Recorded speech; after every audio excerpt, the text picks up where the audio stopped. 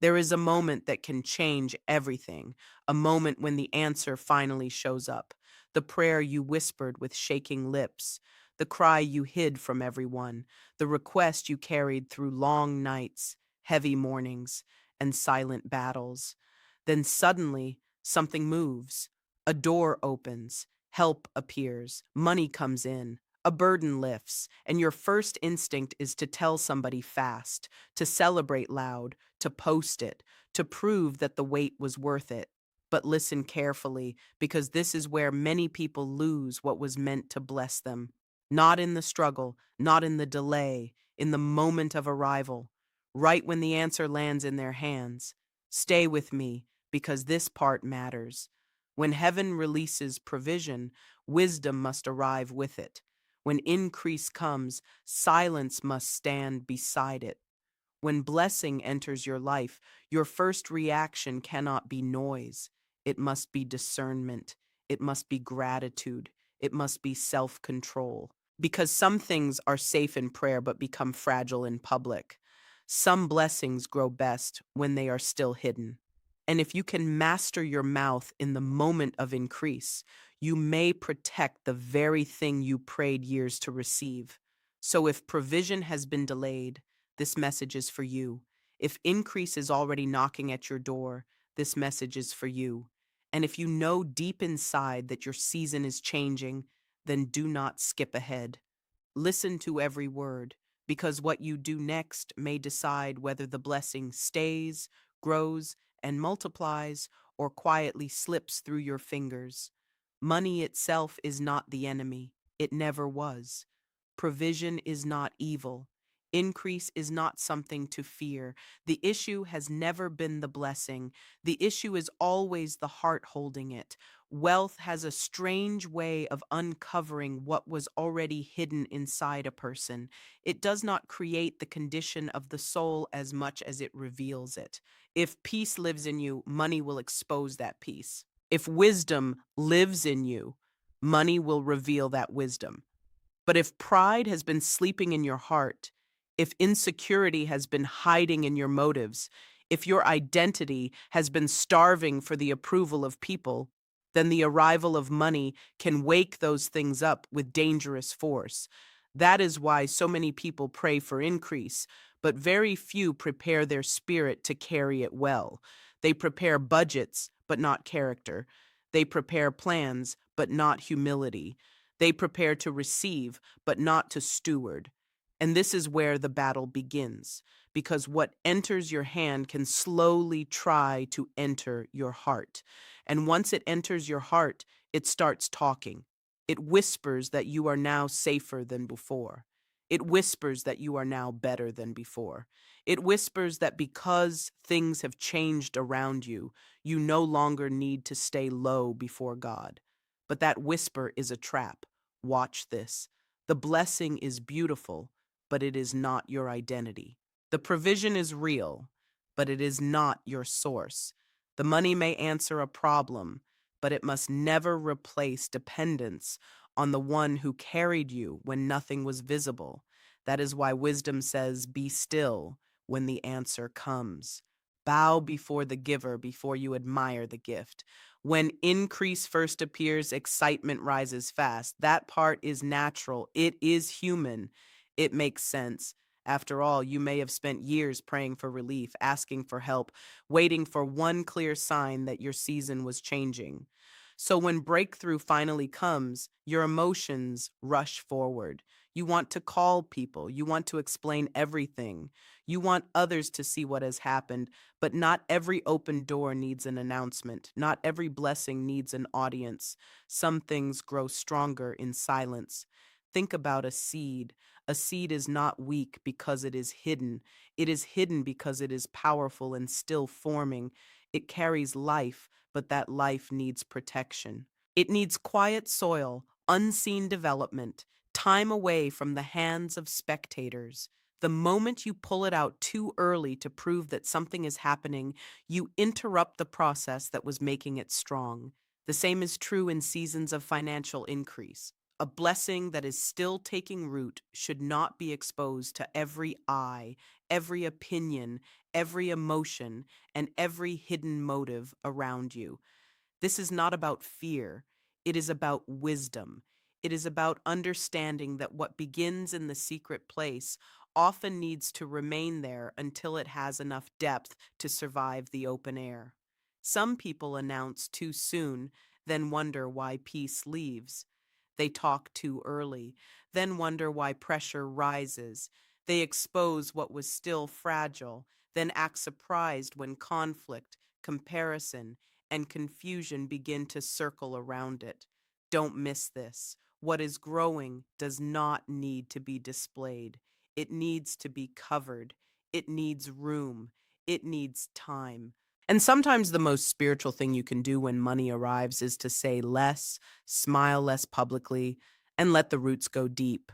Many people do not understand the pressure that can come from being seen in your moment of breakthrough. It is not always open hatred. It is not always direct attack. Sometimes it is far more subtle than that. Sometimes it is the quiet tension of other people watching your answered prayer while still carrying their own unanswered pain. Sometimes it is comparison. Sometimes it is envy they never planned to feel. Sometimes it is simply the discomfort of seeing your life move forward while theirs feels stuck. This does not mean everyone around you is bad. It means people are human, and human hearts are complicated. That is why wisdom does not demand constant visibility.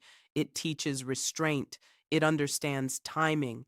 It knows that not every person in your circle has the capacity to handle your growth correctly. Some can celebrate you in small things, but not in great things.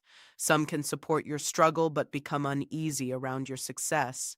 Some love you sincerely, yet are still fighting battles inside themselves that make your increase hard for them to watch. This is why moving quietly is not weakness. It is strategy. It is discernment. It is emotional and spiritual maturity.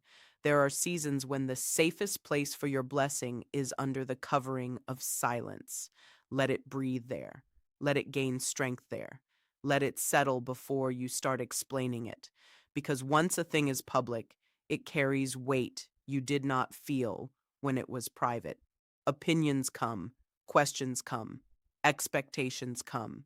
And suddenly, what was meant to bring peace now has to survive public reaction.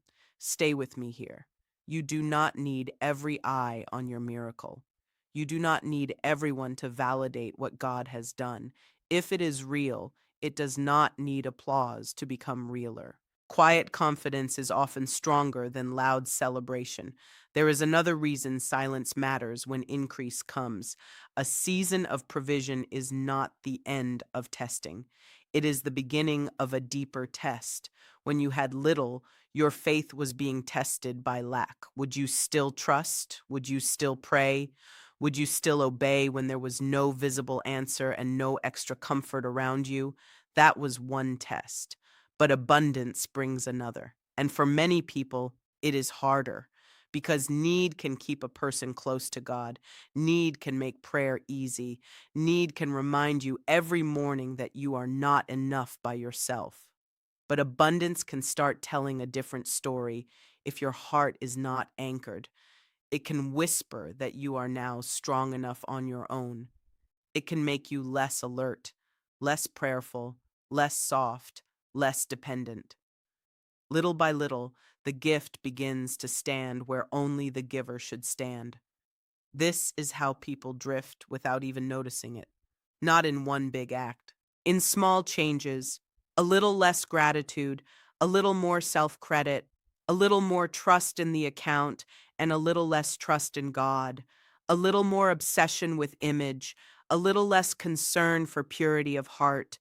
Then one day, they still have resources, but they have lost the posture that once made them safe to bless. Listen closely. Wealth is not dangerous because it fills your hand. It becomes dangerous when it starts filling your ego. It becomes dangerous when it convinces you that your effort alone created your outcome. Yes, you worked. Yes, you endured. Yes, you stayed up late and pushed through pain.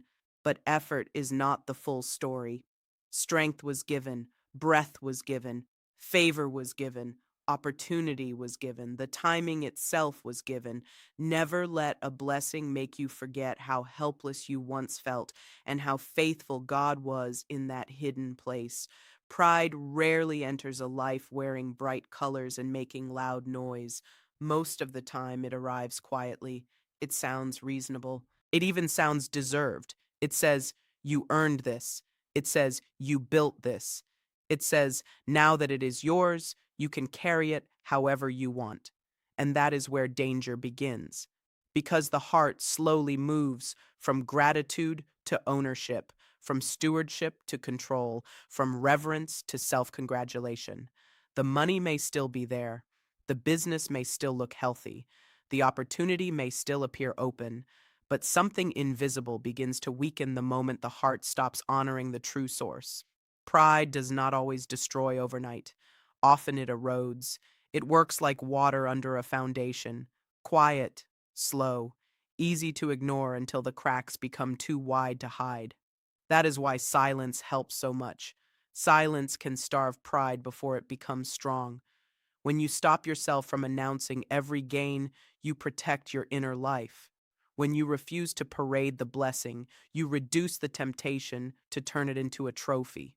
When you choose private gratitude over public performance, you keep your soul in a safer place. And this matters more than many people realize, because once the blessing becomes part of your image, you start serving the image. Then peace leaves, then freedom leaves, then generosity becomes harder because appearances have become more important than obedience. Don't rush past this. Some people are not losing money first, they are losing humility first. And once humility goes, wisdom usually follows. Then choices get louder, faster, and more foolish. So if increase is coming, ask daily for a guarded heart. Ask for open hands. Ask for a spirit that can hold much without becoming hard, proud, and self impressed. That prayer may protect more than you know. There is a pattern woven into life itself. The deepest things begin hidden. A child forms in secret before anyone sees a face. Roots go down before branches rise up. A harvest starts under the soil long before it fills a field. Hiddenness is not punishment. Hiddenness is preparation. And when something significant is being built in your life, it often follows the same pattern. It starts where no one can measure it. It grows where no one can clap for it. It becomes strong away from the pressure of public eyes. Financial increase is often like that. Before it becomes a visible testimony, it may need to stay in a quiet place, not forever, but long enough for your character to catch up with the opportunity, long enough for your peace to become stronger than your excitement, long enough for your roots to go deeper than your desire to be seen. This is where many people miss the wisdom of silence. They think silence means fear, hiding, or lack of confidence.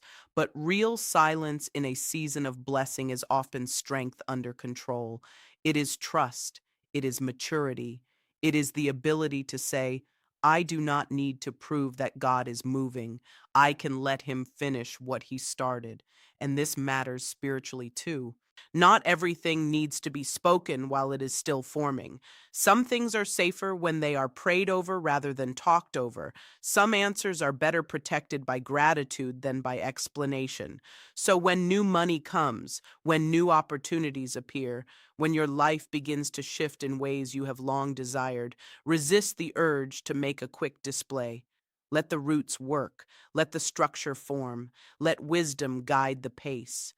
When the time is right, what is real will not need forced visibility. It will carry its own weight. It will speak for itself. And when that day comes, the testimony will be stronger because it survived the hidden place first. We live in a world that constantly tells people to perform their success, show the car, show the house, show the trip, show the numbers, show the lifestyle, show enough that people feel your rise. That message is everywhere, and if you are not careful, it slowly shapes the way you think. It teaches you to believe that prosperity must be visible to be valid. It teaches you that if nobody sees it, it almost does not count. But that is a dangerous lie. Because once prosperity becomes performance, peace starts disappearing. Then every blessing becomes content. Every gain becomes an update. Every private victory becomes something to package for attention. And now you are not just living, you are curating. You are not just receiving, you are managing impressions. That is exhausting. And deep down, people who live that way know it. They are always watching reactions, always checking who noticed, always measuring whether they still look successful enough. That is not freedom. That is pressure dressed up as luxury. Real prosperity feels different. It is quieter. It is steadier. It does not panic when it goes unseen. It carries peace into a room before words are even spoken. It lets you sleep. It lets you give without needing credit. It lets you enjoy what God has done without turning your life into a stage. Watch this carefully. One person can have visible wealth and inward torment. Another can have quiet provision and deep rest. Which one is richer? The one whose heart is free, the one who can hold increase without needing to advertise it, the one whose soul remains settled as opportunities multiply. That kind of peace cannot be bought. It comes from knowing your security is not built on what you own, but on who your provider is. And once that truth settles in you, the hunger to impress begins to die. Real prosperity should change more than your surroundings. It should change you from the inside. It should make you kinder, not colder, softer, not harsher, more generous, not more guarded, more thankful, not more entitled. When increase is healthy, it does not just upgrade your comfort, it sharpens your discernment, it deepens your compassion. It reminds you what it felt like to pray with tears.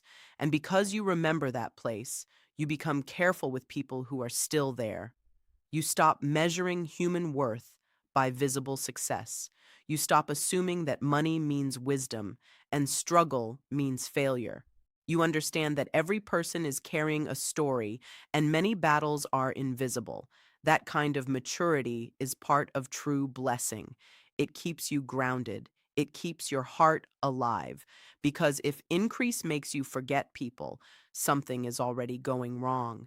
If it makes you arrogant, distant, or obsessed with status, then what entered your hand may already be poisoning your spirit. But when prosperity is held with humility, it becomes a tool for quiet significance. You begin to help without broadcasting it. You begin to give without turning generosity into a performance. You begin to make decisions from peace, not panic. And this is important, so don't click away. Some of the strongest people are not loud about what they have built. Some of the most blessed lives are not the most visible ones. There are people walking in deep provision right now, but they move with calm, not noise. They are not chasing applause. They are not trying to win comparison games. They are simply stewarding well.